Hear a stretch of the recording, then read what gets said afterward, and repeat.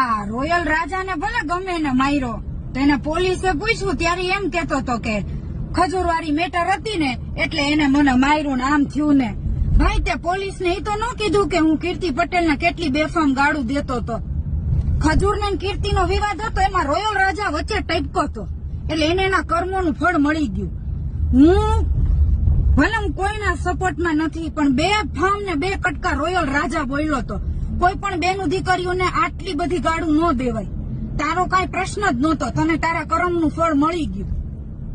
એટલે કઉ છું કે આ જેવું કરશો ને એવું ભોગવશો. કીર્તિ પટેલનો કોઈ વાક જ નથી આમાં. વચ્ચે રોયલ રાજા ને ઓલી એની કાજલ વચ્ચે ટપકી હતી. બે ફામ ને બે કટકા દ્યોસો ગાયડું તમે બેનું દીકરીઓને. હારા લાગો છો હે? બોલતો હતો હુપ હુપ કરીને આમ તેમ. કોઈ દિવસ કોઈ બેનું દીકરીઓને હદ બાર તમે મરદો છો મરદો. બંગડી પહેરી લ્યો બેનું દીકરીઓ બાંધવાનો શોખ હોય તો. મને ખબર છે કે કીર્તિ પટેલે તને માર નથી ખવડાવ્યો. તમે આ બધી મેટરમાં મુંડાવાની વાતમાં કીર્તિ પટેલને આમાં લાવો છો પણ એનો કીર્તિ પટેલનો વાળ વાકોય નહીં થાય. એ બિચારીએ કેટલી ગાળો સહન કરી. આજે મારા મને કોઈક બે ફામ ગાળ દે ને તો આપણને એમ. અને ખજૂર તારા મોઢામાં જીભ નથી તો તું માણા પાયદળિયા ઉભા કરાસ.